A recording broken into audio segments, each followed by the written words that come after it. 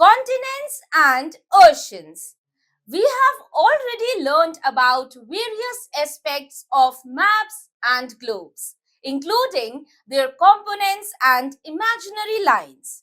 You have also learned that maps and globes use specific colors to represent different areas of the earth. From space, the earth looks blue, which is why astronauts call it the blue planet. On maps and globes, blue shows the oceans and brown represents the continents. This scheme highlights that oceans cover about 71% of the Earth's surface, making water more dominant than the land. The blue areas consist of oceans along with their smaller extensions, which have various names such as sea, bay, gulf, etc. Ocean or seawater covers major part of the Earth's surface, but it is salty and unsuitable for consumption by most land animals, including humans. In contrast, fresh water constitutes a very small fraction of the planet's total water resources.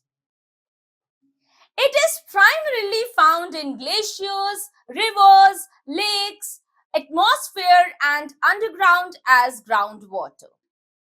Although fresh water is much more limited than seawater, it is essential for various purposes such as drinking, farming, and industry. Due to its limited availability, it's crucial to manage its use sustainably and conserve it carefully for future generations. The distribution of water and land on Earth is uneven as the oceans and continents are not equally divided between the northern and southern hemispheres. However, the distribution of water and land plays a crucial role in shaping the Earth's climate. The interaction between these land and water masses affects everything from rainfall patterns to the movement of ocean currents. In this chapter, we will explore further how these elements interact with one another and their impact on the Earth's climate and environment. Continents. Continents can be defined as the largest masses of land present on the surface of the earth. Based on their size, from the largest to the smallest, there are 7 continents: Asia, Africa, North America, South America, Antarctica, Europe, and Australia. The continents do not include all land masses. Some smaller pieces of land are left out. Surrounded by water on all sides, these smaller land masses are called islands. Though continents are also surrounded by water, yet they are not considered islands due to their huge landmass. There are lakhs of islands on the planet which are of very different sizes. For instance, Andaman and Nicobar Islands in the Bay of Bengal and Lakshadweep in the Arabian Sea are two major island groups of the Indian subcontinent. However, India has more than 1,300 small islands in its territory. Geographically, Greenland is the largest island in the world and is part of the North American continent. We would have to add the areas of 10 Indian states to match the size of Greenland. North America is the third largest continent. It was discovered in the 15th century. Europe is the sixth largest continent. It is the most developed continent in the world. Asia is the largest continent. It shares its landmass with Europe. The Ural Mountains in Russia and the Caspian Sea separate Asia from Europe. Australia is the smallest continent. It is the only continent that is a country and is also surrounded by water on all four sides. It is a large island. It is the only country in the world that covers an entire continent. South America is the fourth largest continent. It is also called Latin America. Africa is the second largest continent. The world's biggest hot desert, the Sahara Desert, is in Africa. Antarctica is the fifth largest continent. It remains covered with ice throughout the year. Some geographers also consider Asia and Europe to be one landmass and refer to it as a single continent termed as Eurasia. It covers about 32% of the total land area and is inhabited by nearly 5 billion people. Countries like Russia, Turkey, Kazakhstan, Georgia, Armenia, and Azerbaijan lie in both the continents, making them Eurasian or transcontinental countries.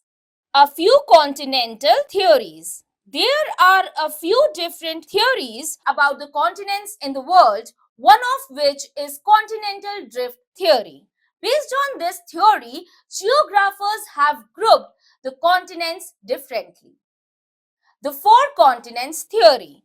In the 16th century, Europeans proposed a theory dividing the earth into four quadrants. According to this theory, there were four continents, one in each quadrant.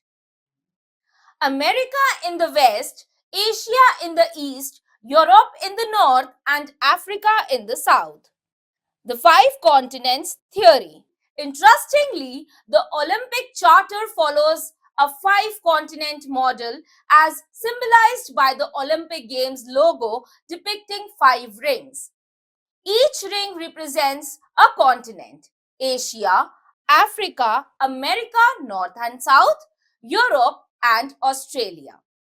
Antarctica is excluded because it is uninhabited. The six continents theory. Another model divides the earth into six continents by combining Europe and Asia into a single continent called Eurasia. This theory considers North America, South America, Africa, Antarctica, and Australia as separate continents. The seven continents theory. The most widely accepted model today is the seven continents theory. According to this model, Earth is divided into seven continents: Asia, Africa, North America, South America, Europe, Australia, and Antarctica. This theory recognizes the geographical and cultural distinctions of each continent. Oceans. The oceans are interconnected and therefore the average level of water known as the sea level. It is used as a reference point for measuring heights and depths of the places. However, sea level can fluctuate slightly due to the factors like tides and atmospheric pressure. Approximately 97% of the Earth's water reserves are found in the oceans. As most of the southern hemisphere is covered by oceans and seas, it is often called the water hemisphere. The map of oceans makes clear that the Indian Ocean is bordered by Asia in the north, Africa in the west, and Australia in the east, with the Southern Ocean lying in the south.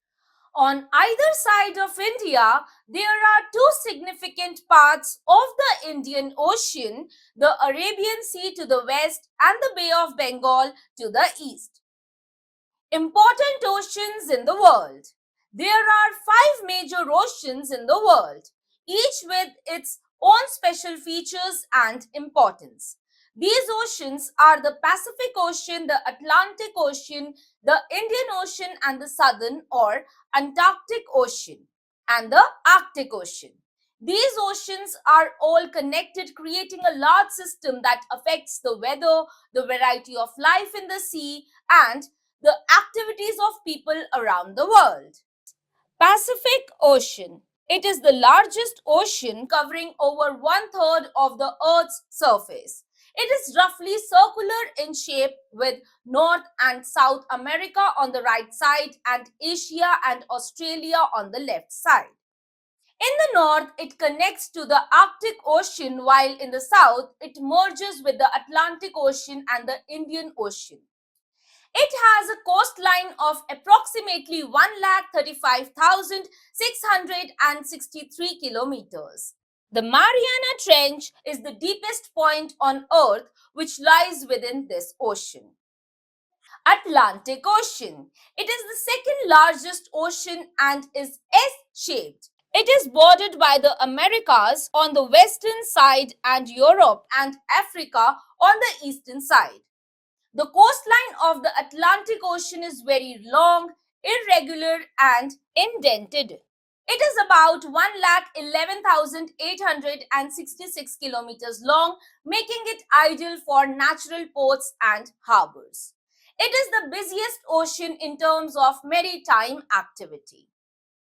Indian Ocean. The Indian Ocean is the third largest ocean in the world and the only ocean named after a country. This ocean is roughly triangular in shape. India is located at the northern tip of this ocean with Africa to the west and Australia to the east. The ocean has a coastline of about 66,526 kilometers. Southern or Antarctic Ocean. The Pacific, Atlantic, and Indian Oceans coverage in the south, forming what is collectively known as the Southern or Antarctic Ocean. This ocean surrounds the continent of Antarctica and has a coastline of about 17,968 kilometers. Arctic Ocean. The Arctic Ocean is the smallest of all the oceans. It is located within the Arctic Circle and surrounds the North Pole. This ocean lies to the north of North America, Europe, and Asia. It remains covered with thick sheets of ice throughout the year. It has a coastline of approximately 45,389 kilometers. Apart from these oceans, there are smaller bodies of salt water that are partially enclosed by land known as seas. The Arabian Sea, North Sea, Mediterranean Sea, Black Sea, and Caspian Sea are some important examples. Since ocean water is saline, it is not suitable for drinking. Life in the ocean. We know that there are 5 oceans, but they are not really separate. The lines that divide them on the map are no more than conventions. The natural world does not follow such boundaries. All the oceans are connected to each other, but traditional boundaries divide them into 5 different oceans. Many plant and animal species can be found across multiple oceans. There is marine flora, which includes tiny plants called algae and all kinds of seaweeds. The marine fauna consists of thousands of species of colorful fishes, dolphins, whales, and countless mysterious deep sea creatures. Each part of the ocean, from the sunlit surface to the dark depths, has its own diverse life forms. Marine life refers to the animals, plants, and organisms that live in saltwater environments. From the smallest single-celled organisms to the world's largest mammals, marine life is full of surprises. The ocean is home to a diverse range of creatures including deep-sea animals, colorful fishes, seaweed, seagrass, and various types of algae, making it a vibrant and thriving ecosystem. Oceans are crucial for Earth's climate. They produce nearly 50% of the oxygen we breathe, which is more than a half of the world's oxygen production by the oceanic flora. That is why they are also called the planet's lungs. They also absorb about 25% of carbon dioxide emissions and help control temperatures by taking in 90% of the extra heat from these emissions. Rainwater is the purest form of water which acts as the primary source of water and doesn't contain any dissolved solids, gases, or other impurities. In India, the monsoon season lasts from June to September. The southwestern monsoon winds in the Indian Ocean brings rain to the Indian subcontinent. These winds first enter the state of Kerala, then move upwards to Maharashtra and continue northwards to Bihar and West Bengal. Agriculture in India largely depends on the monsoon.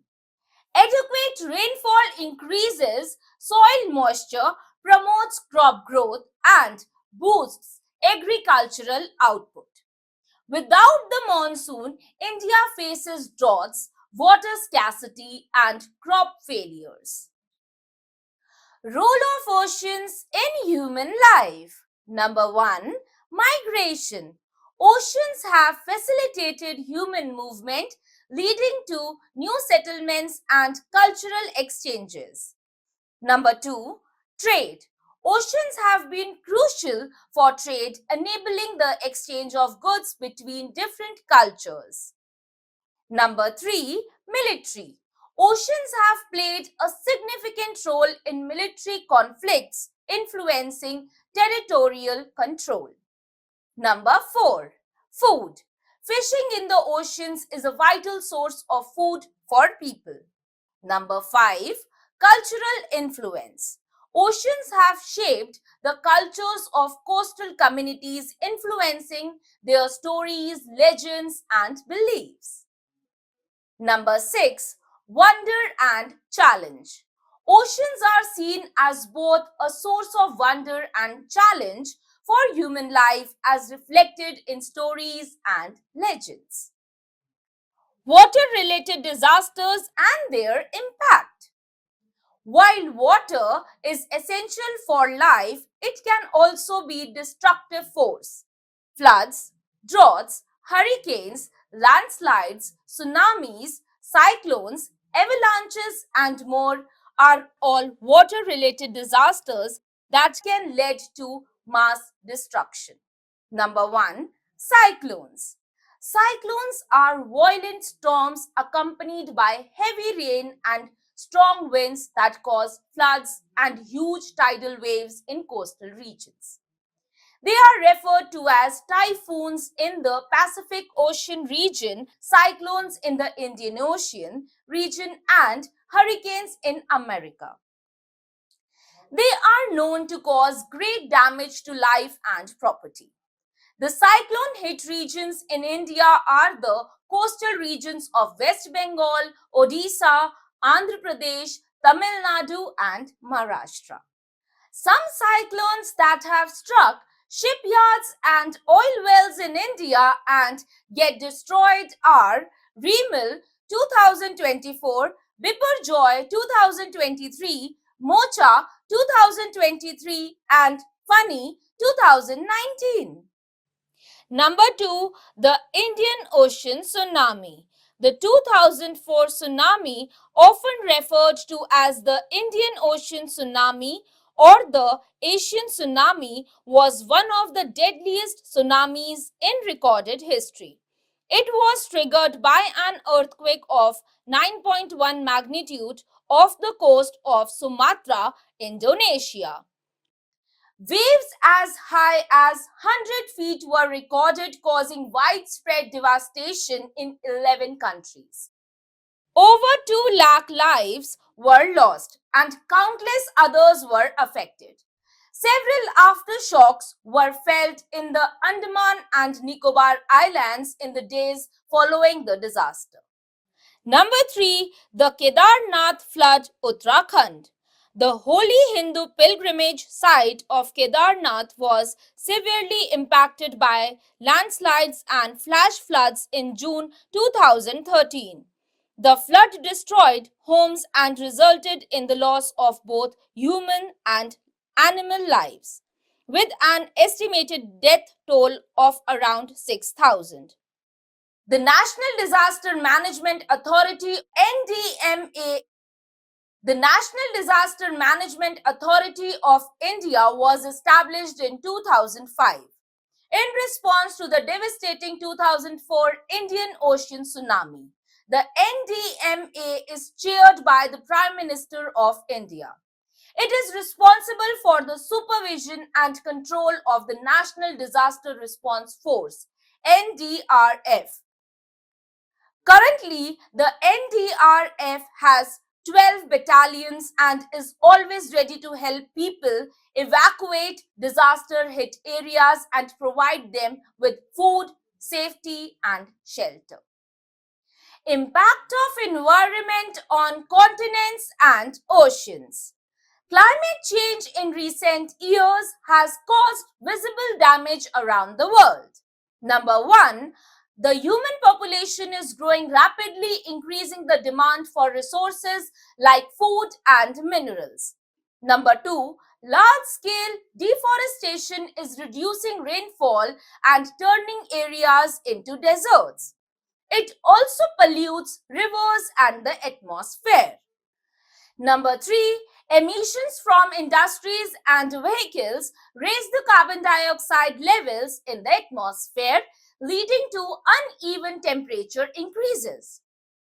This phenomenon is called global warming and has serious consequences.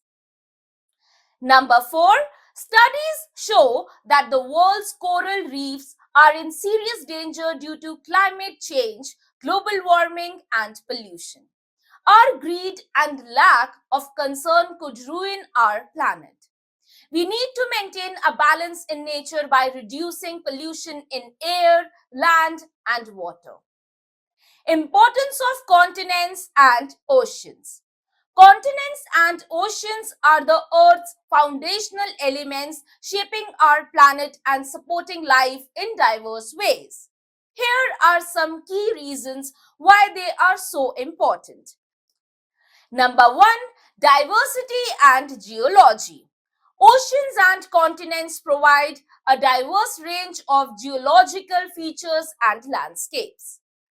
Number two, life support. Both are vital for supporting life on Earth, providing essential resources and habitats. Number three, climate impact. Oceans and continents influence climate patterns affecting weather and temperature. Number four, flora and fauna. They shape the distribution and diversity of plants and animals. Number five, balance. Maintaining a balance between nature and human activities is crucial for preserving the beauty and habitability of Earth. Number six, human life. Oceans and continents impact human societies, influencing economic activities, transportation, and cultural development.